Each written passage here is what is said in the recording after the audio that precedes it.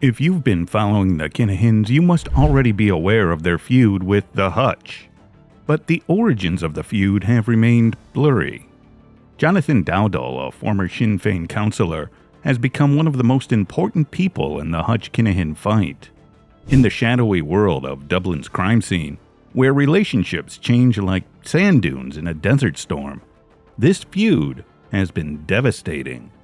Dowdall was once one of the people charged with the Gerard, the monk Hutch. Now, as a state's witness, he has been telling secrets and shedding light on the complicated web of violence and lies that has engulfed the city.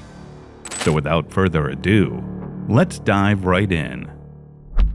Dowdall told a story full of plot and drama in a courtroom that was tense and had extra security around it.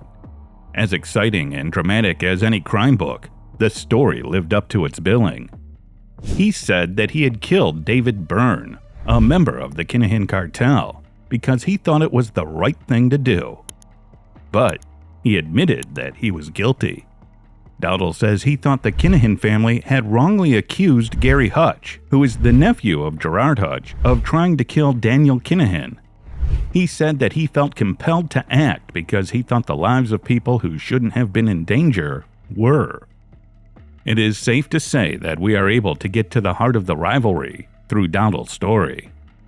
This feud has caused a lot of death and fear for everyone who has been touched by it.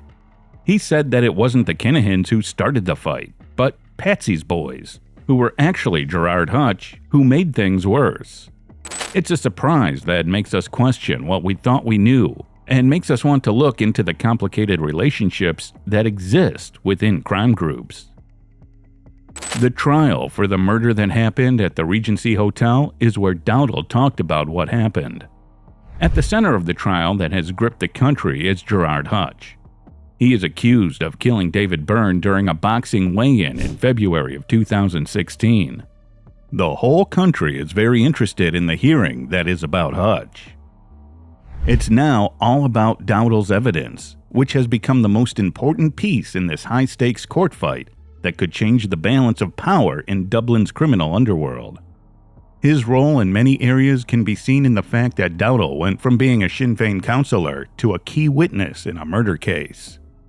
As soon as the news was read out loud, everyone in the courtroom went into shock. He had helped with the killings. On the other hand, he said that his actions were based on a basic misunderstanding of what was going on. Because he thought innocent people's lives were in danger, he went to talk to Republicans in Northern Ireland about trying to calm things down between the two sides. It was clear that Dowdall felt terrible about what he had done as he talked about it. He said that he felt bad about taking part, and said that he would never have agreed to do the action if he had known the truth. He painted a picture of a man who was torn between loyalty and the duty to protect the innocent. His painting looked like this. One of the most convincing pieces of evidence was Dowdall's story about a talk he had secretly recorded with Gerard Hutch. In this upsetting conversation, Gerard Hutch seemed to be trying to downplay the connection between the people who were involved in the Regency killings. On the other hand, Dowdall said that the accuser was deliberately misleading him by saying things like, "He's lying to me, saying they don't know each other." Before they were charged, and before I looked at the book of proof, I thought they were not friendly with each other. All of them were close family members and friends of his. This finding gives us an interesting look into the lies and trickery that are common across criminal groups. The previous example shows how far people are willing to go to protect their own interests and keep up the look of ignorance. People who saw the taped conversation could learn more about how the media shapes how people think about the split. Dowdall and Gerard Hutch talked about the different stories that were printed in newspapers and told by the police about what happened at the Regency Casino.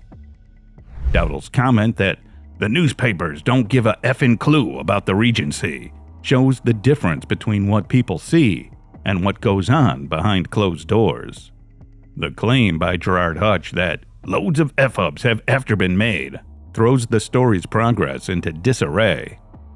All the things that make the situation more dramatic have been stepped up, such as the tight security, the appearance of the accused and their family members, and the tense atmosphere. The fact that Dowdall is in court and that there are police officers on either side of him adds to the seriousness of the proceedings. There is even more mystery in the case because the phrase, "the three yokes," was used during the conversation that was recorded. Dowdall made it clear that this was about the 3 AK-47s, which were the deadly guns used in the attack on the Regency Hotel. It's not clear how deep Gerard Hutch's connections go or how big his criminal networks are, but the fact that he wants to give these assault weapons to Republicans in northern states makes people suspicious of his connections. The fact that the village is mentioned on the audio recordings adds to the mystery. The atmosphere seems strange, like somewhere where people carefully guard their secrets and share information with care. Dowdall's statements that the van that was used was parked at Buckingham Village suggest that there was a secret place to meet and make plans. Some interesting facts about how the attack on the Regency Hotel was planned have also come to light during the trial. The fact that a Ford Transit van was used, that it was stored in a Buckingham Village parking lot, and that the keys to the van were left with a woman to be picked up paints a clear picture of how carefully planned the operation was. The parents of David Byrne, Sadie and James Byrne, were in court for a part of the hearing. As the witness for the state talked, they thought about how that person had helped plan the death of their son.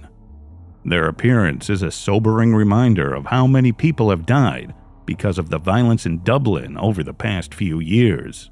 The cost goes beyond the news stories and numbers. It shows up in the lives of regular people who are stuck in the middle. There are a lot of questions and problems that have been raised by the new information that Jonathan Dowdall has shared. The ideas we had before have been called into question, and the shady side of a city, torn apart by grudges and resentment, has been shown. To sum up, the fight between Hutch and Kinahan is still interesting and hard to understand years later.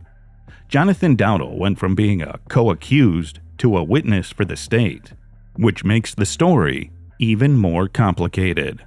Because of what he said, we now know more about the people involved and why they did what they did.